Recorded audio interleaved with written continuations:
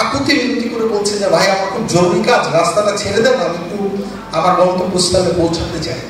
হঠাৎ করে ওপার থেকে একটা লোক, এখানে যে 5-6 জন লোক অনুরোধ করছে, তাদেরকে বলছে আপনি আওয়ামী লীগ করেন। তারপরেই বললো আপনি আওয়ামী লীগের দোষর। একদম সাধারণ রাস্তার পথযাত্রী। এবং আমি ভাবলাম এই যে এক লোক আরেক লোককে যে অপরায়ণ করছে, যে ট্যাগিংটা করছে, এটা সূত্রপাত কিন্তু উপর থেকে হয়, এটা সূত্রপাত কিন্তু নিচের থেকে হয় না।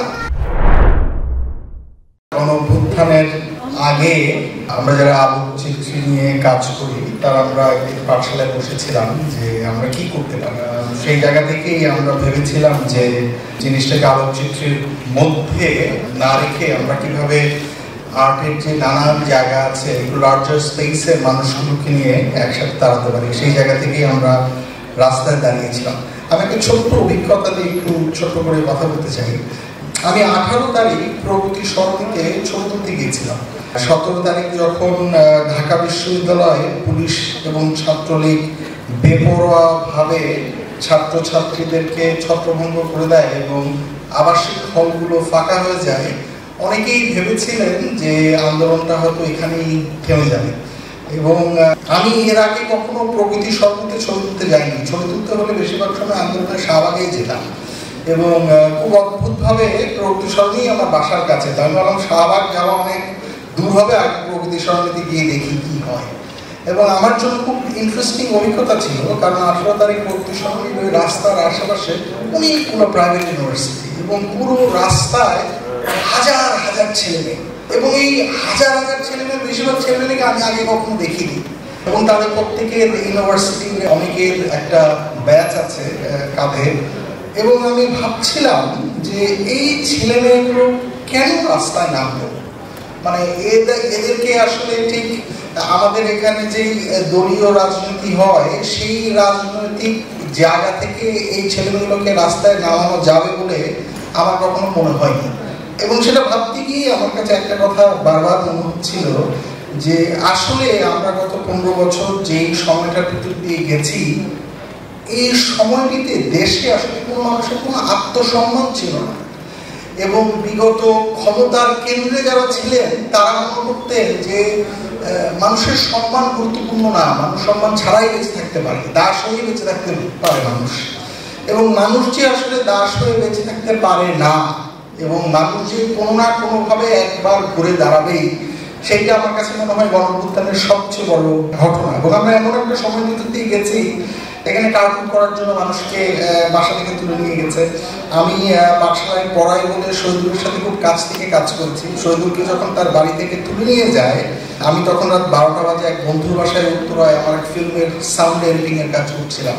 ফোনটা পাওয়ার পর আমি অনেকক্ষণ ভাবছিলাম যে নিরাপদ সড়ক আন্দোলনের সময় আল জাজিরাতে একটা ইন্টারভিউ দেওয়ার জন্য এখন মানুষকে ঘর থেকে তুলে নিয়ে যাওয়া হচ্ছে। ফলে বাঁধটা কিন্তু একবারে বাঁধে ভাঙেনি, অনেক দিন ধরেই একটা একটা করে বাঁধগুলো ভেঙেছে। এবং আমার কাছে যেটা সবচেয়ে ইন্টারেস্টিং মনে হচ্ছে, এই যে প্রায় ইউনিভার্সিটির ছেলেপেলে, যাত্রাবাড়িতে মাদ্রাসার ছাত্রছাত্রীরা এবং ওদিকে উত্তরা, এদিকে রামপুরা, এই নানান জায়গা থেকে যে ছেলেমেয়েগুলো, মানুষগুলো, ছাত্র জনতাগুলো একসাথে এসে দাঁড়িয়েছে, এর কিন্তু কোনো বর্গ ছিল না যে বাম ডান, আস্তিক নাস্তিক, আমি মুসলমান আপনি হিন্দু, আমি লেফট আপনি রাইট।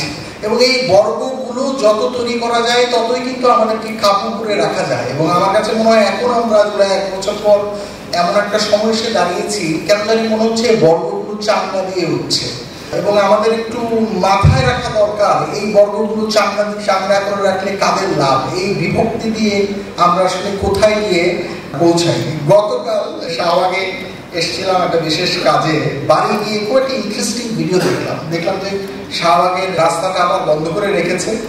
দেখে আবার 2 গ্রুপ, তো সাধারণ যারা পথযাত্রী এক জায়গা থেকে আরেক জায়গায় যাবে, তারা খুব আকুতি বিনতি করে বলছে যে ভাই আমার খুব জরুরি কাজ, রাস্তাটা ছেড়ে দেন, আমি একটু আমার গন্তব্যস্থলে পৌঁছাতে চাই।